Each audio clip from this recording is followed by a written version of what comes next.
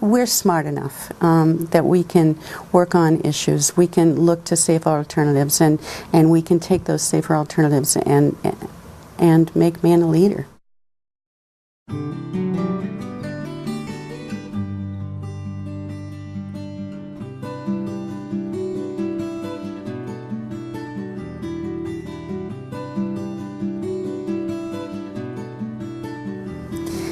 Well, you know, as a parent, as a grandparent, you know, you worry about kids' exposure and the health implications. I'm also a board member and a past president of the Learning Disabilities Association of Maine.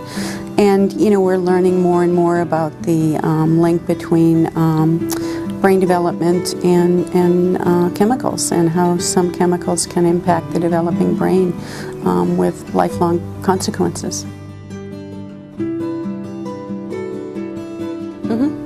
I mean, we have, you know, a rich body of knowledge on lead, on methyl mercury, on PCBs. There's concern now with the brominated flame retardants and research that has been done there. And we're finding that chemicals, solvents, the bisphenol A that is in the hard polycarbonate plastics can impact the developing brain with changes in brain structure, brain chemistry. So it's a real concern.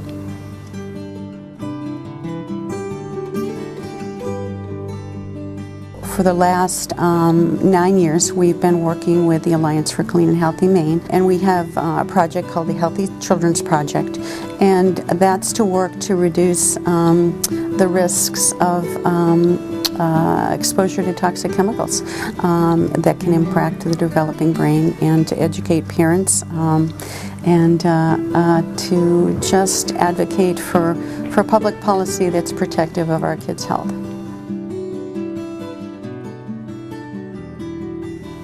Well, I think absolutely, you know, we need to reform the Toxic Substance Control Act. I mean, it's, you know, it was passed in 1976. It's never worked well. It's not protective of our kids' health, our family's health, and the burden is not on industry to prove that their chemicals are safe before they're put in the market. It's, you know, the burden falls on researchers and the government to prove that chemicals are bad after they're on the market, and that's failed.